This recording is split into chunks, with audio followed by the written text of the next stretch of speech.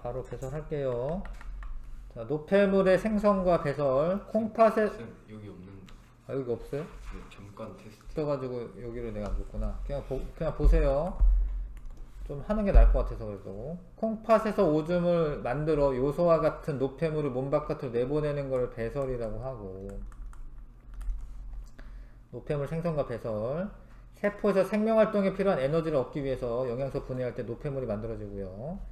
탄수화물, 지방, 단백질은 공통적으로 이산화탄소와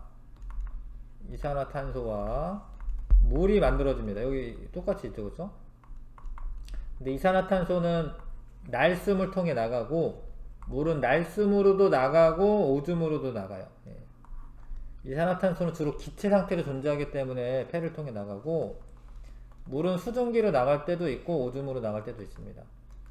근데 단백질만 성분이 탄소, 수소, 산소, 질소를 포함하고 있기 때문에 질소가 들어가면 암모니아라고 하는 게 나와요. NH3. 근데 얘가 독성이 강하니까 간에서 독성이 약한 요소로 바뀌어서 그거를 이제 나중에 오줌을 통해서 바깥으로 나가는 거죠. 그래서 무엇이 분해될 때만 질소를 포함한 노폐물이 나오냐? 예, 단백질이 분해될 때만 질소를 포함한 노폐물이 나오고요. 자, 배설계는 이제 콩팥, 오줌관, 방광, 요도로 되어 있고, 여기 요 일부를 여기 보는 거죠. 일부. 이렇게 사구체를 이렇게 지날 때 여과가 일어나. 여과 하고 할까요? 좀 예전에 하긴 했는데 불안하네. 셋 다 없는 거죠. 그러면 요 페이지가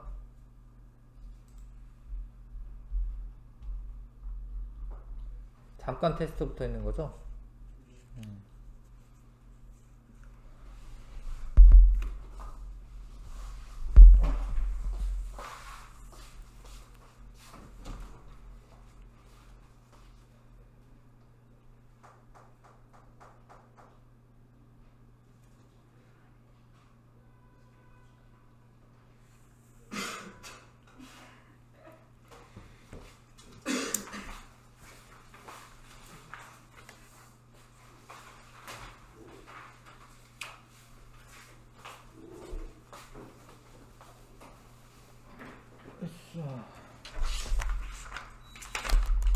자, 하여튼 콩팥, 오줌관, 방광, 요도로 되어 있고, 여기 일부를 본 겁니다. 일부를.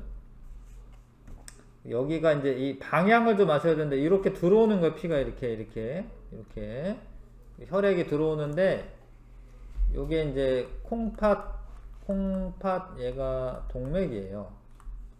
심장에서 나오는 거는 콩팥 동맥이고, 나중에 다 이렇게 되고 난 다음에 요게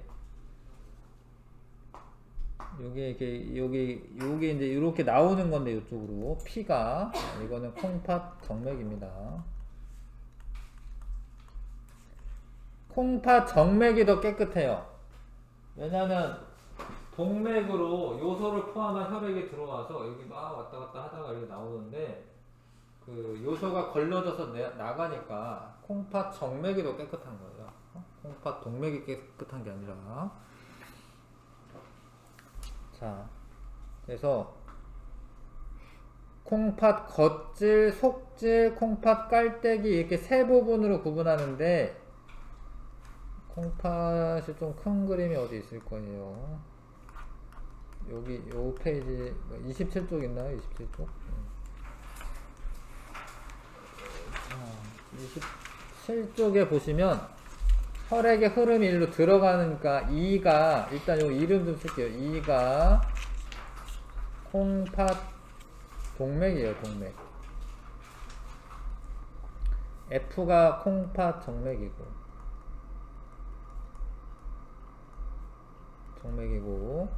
그 다음에 요 콩팥의 요 부분은 A가 콩팥 겉질이에요. 겉질.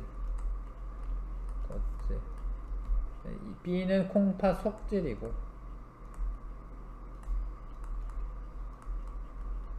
이게 잘 보면 여기서 이 네프론이라고 하는 게 한 100만 개가 막 있는데 여기에 세뇨관이 이렇게 모여가지고 이게 모여가지고 여기가 있어. 여기가 콩팥 깔때기야.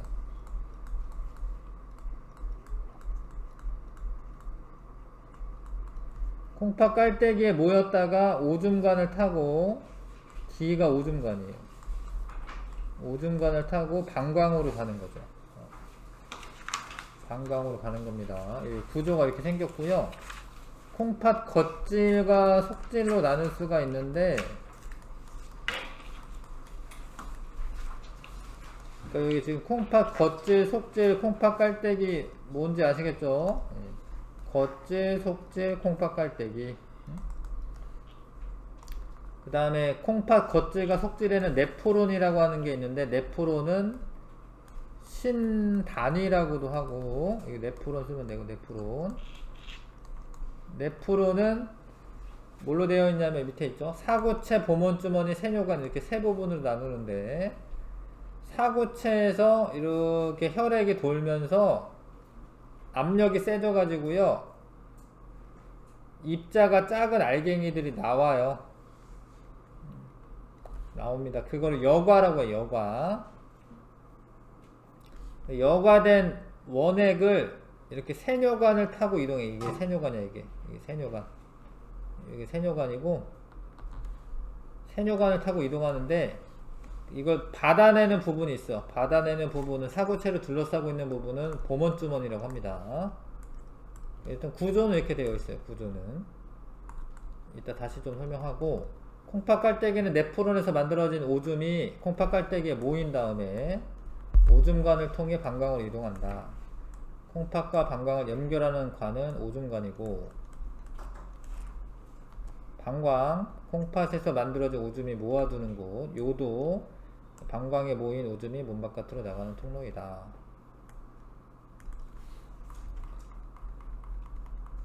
자, 다시 잘 봐요. 사구체에서 이렇게 빠져나오는 애들 있습니다. 이때 여과된다라고 여과. 사구체에서 보몬주머니로 이동할 때 여과된다고 합니다. 근데 여과라는 게 원래 큰 덩어리는 못 빠져나가고 작은 애들만 빠져나가는 게 여과야. 걸러주는 거야. 크기가 작은 물질인 물이나 요소나 포도당이나 아미노산이나 무기염료는 여과가 돼요. 얘네들은 여과가 돼. 여과된. 근데 이게 원래 혈액이 흐르는 거잖아요. 혈액에 포함되어 있는 혈구나 단백질, 좀 등치 큰 애들, 이런 애들은 여과가 안 돼. 여과 안 돼요. 여과가 안 됩니다. 그리고 이렇게 여과가 된 애들을 원래 원료라고 하긴 해. 원료라고 하기는 하는데 아직 오줌은 아니고 이제 원료라고 해 이거를. 근데 이게 지나가는데 문제가 있어요. 그러니까 여과된 거를 다 버리면 물도 엄청나게 많이 나와. 그럼 소변을 하루에 막 몇 리터지? 뭐 한 200리터 가까이 소변을 넣어야 돼. 그 말도 안 되는 거고요. 물을 200리터씩 하루에 먹어야 돼. 말이 안 되죠? 그러니까 물이 여과가 되긴 하지만 상당 부분 어떻게 돼야 돼? 다시 흡수가 돼야 돼요. 재흡수가 돼야 됩니다. 응? 그리고 이런 포도당 이런 것도 어때요? 포도당 이런 것도 우리한테 꼭 필요한 거야. 영양소가 있어야 되는데 그 영양소 기껏해서 흡수한 다음에 다 버리는 거야. 그러니까 얘도 흡수가 일어나야 되고 아미노산도 꼭 필요하거든요. 이런 거 흡수가 일어나야 돼 다시. 그러니까 일단 어쩔 수가 없으니까 여과가 됐어요. 크기가 작으니까. 근데 그 중에 재흡수를 하는 애가 꼭 필요하다는 재흡수. 재흡수는 다시 세뇨관에서 모세혈관으로 돌아오는 건데 몸에 필요한 물이나 포도당, 아미노산, 무기, 염류 등은 재흡수가 됩니다. 우리 목적은 뭐냐면 요소를 바깥으로 내보내는 거예요. 요소를. 그래서 재흡수 돼야 되는 애들은 재흡수가 돼요. 근데 특히 포도당과 아미노산 이거 두 개는 원래 원칙적으로 100% 재흡수되는 게 정상이야. 이게 100% 재흡수돼야지 정상입니다. 100% 제흡수가 안 되면 당뇨병이에요. 포도당이 소변으로 나가는 거기 때문에. 자, 그리고 요 과정에서 분비도 일어나긴 해요. 분비는 미처 여과되지 않은 모세혈관에 남은 노폐물이 이게 나가는 거. 이게 나가는 겁니다. 이게 세뇨관에 있다가 나갈 거니까. 그래서 모세혈관에서 세뇨관으로 나갑니다. 여과되지 않은 노폐물이 나가는 거다. 그건 분비라고 해요. 분비. 그러면 이제 여기까지 이거 원료라고 부르는데 여기 다 거쳐 오잖아요. 그러면 여기서부터는 진짜 오줌이라고 부르는 거예요. 오줌이 콩팥 깔때기에 모였다가 오줌관 타고 방광으로 가는 겁니다. 자, 다시 봐요. 여과되지 않은 물질은 혈구나 단백질인데 왜 여과가 안 되냐? 크기가 커서. 여과액에는 있지만, 여과액을 쌤이 아까 원료라고 표현했는데 뭐 여과액이라고 더 요즘은 여과액이라고 얘기하는 거죠. 여과액에는 있지만 오줌에는 없는 거는 포도당과 아미노산이야. 왜냐하면 100% 제곱수되기 때문에. 이거 이해 가시나? 여과가 처음 됐을 때는 있는데, 여과액에는 있는데 나중에 오줌에는 없는 거. 다시 제곱수가 되기 때문에 그렇고요. 요소의 농도는 여과액보다 오줌에서 농도가 훨씬 높아져요. 근데 이 농도라는 게 원래 전체 용액의 양분의 그 물질의 양, 그런 비율인데, 많은 물이 흡수가 되기 때문에 진해지는 거야. 요소의 농도가 진해지는 거야. 물이 많이 흡수가 돼서 요소 농도가 진해지는 겁니다. 그래서 오줌의 생성 및 배설 경로, 콩팥 동맥을 통해 들어오고 사고체 보먼주머니 지나면서 여과가 되고, 그 여과된 애가 세뇨관을 지나면서 세뇨관에서 재흡수가 되고 콩팥 깔때기에 모였다가 오줌관, 방광, 요도, 몸 바깥으로 나가는 겁니다. 이게 전체 과정이고, 자, 세포호흡과 기관계, 세포호흡이 일어나야지 영양소와 산소를 반응하여 모유가 이산화탄소 생성되면서 에너지를 얻을 수가 있어요. 세포호흡이 일어나야지 에너지를 얻습니다. 영양소와 산소가 이렇게 분해되면서 모유가 이산화탄소로 분해되면서 에너지가 나옵니다. 자, 그 에너지 있어야지 사람들이 살아가는 거고요. 근데 그게 이제 대부분이지 사실. 사람이 살아가는 게 요 과정이 계속 일어나야지 살아가는 거예요. 이 중에 하나라도 멈추면 거의 죽어요. 거의. 만약에 뭐 소화가 안 된다, 영양소가 안 들어오니까 뭐 며칠 있다가 죽겠지. 여러 가지 물질을 운반한다. 소화계라고 써야겠네. 순환계. 이러면은 거의 뭐 한 2, 3분 만에 죽죠. 심장이 멎는다. 그럼 죽는 거예요. 세포들이 살 수가 없으니까. 호흡계도 마찬가지예요. 호흡계도 4분 지난다. 뭐 뇌사 상태 빠지는 겁니다. 호흡계 산소 흡수하고 이산화탄소 보낸다. 배설계가 망가지면은 어찌어찌 살아요.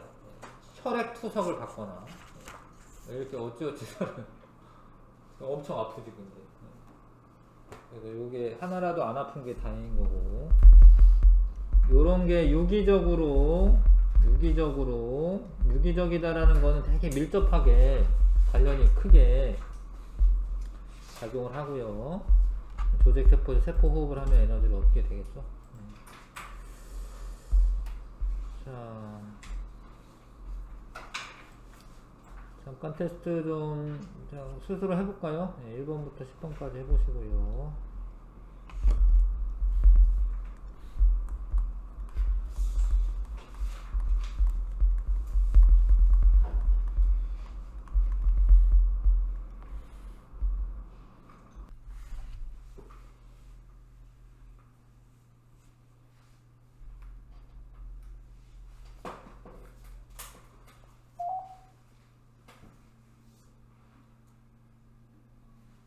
자, 해보자. 요소와 같은 노폐물을 몸 바깥으로 내보내는 과정을 배설이라고 하고, 그러니까 이게 근데 소변은 배설이 맞아요. 예, 근데 이게 이 대변은 사실 배설이 아니에요. 왜 그러냐면 요런 뭐 세포 호흡 결과 만들어진 그런 노폐물이 아닙니다. 이게 배설은 그냥 소화 과정에서 소화가 안 되고 남은 찌꺼기야. 그래서 이거는 엄밀히 따지자면 배설이라고 하지 않고 이거는 그냥 배출이라고 얘기를 해요. 생물에서는 그러니까 소화 과정을 통해서 만들어진 노폐물을 내보내는 게 아닙니다. 그래서 그냥 음식물 먹었는데 우리 몸으로 흡수가 안 되고 남은 애들 그냥 나가는 거기 때문에 대변은 배설이라고 하진 않습니다. 세포에서 탄수화물, 지방, 단백질이 분해될 때 공통적으로 생성되는 폐에서 날쌘으로 나가거나 콩팥의 오줌으로 나가는 것은 물이지, 물. 근데 이산화탄소는 이제 날쌘으로만 나가는 거죠. 숨 쉴 때 수증기가 나와요, 여러분. 숨 쉴 때 수증기 나오는데 그게 단순히 그냥 증발만 되는 게 아니라 호흡 결과 이제 만들어진 물이 나가는 겁니다. 그래서 물과 이산화탄소 요렇게 배설이 되는 거. 이것도 사실은 배설이라고 해, 이것도. 근데 그런데 이렇다라고 해서 폐를 배설기관으로 두지는 않아요.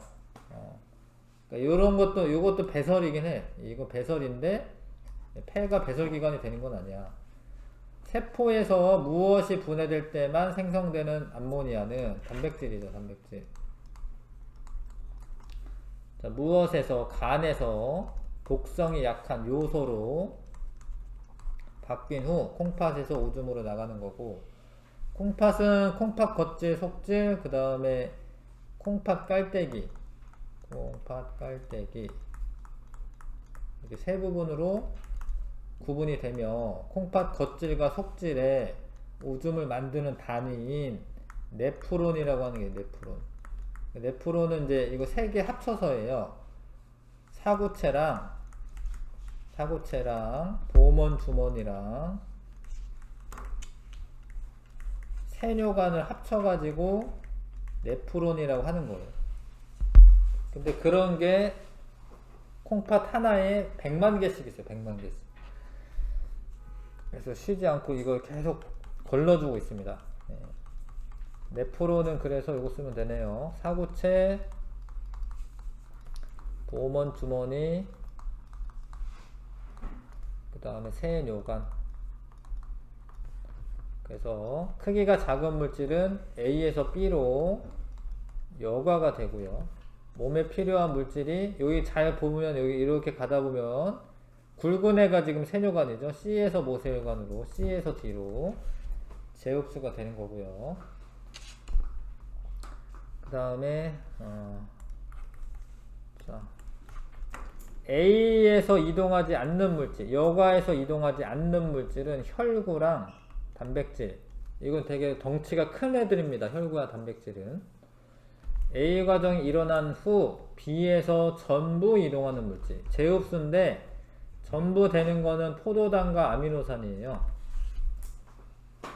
근데 이제 물은 필요한 만큼만 재흡수가 되고, 무기염류도 마찬가지입니다. 무기염류도 필요한 만큼만 재흡수가 돼요. 오줌이 만들어져 몸 바깥으로 나가는 경로는 콩팥, 동맥, 사구체, 보문주머니, 세뇨관, 그 다음에 콩팥 깔때기 있어야 되고, 여기에 콩팥 깔때기,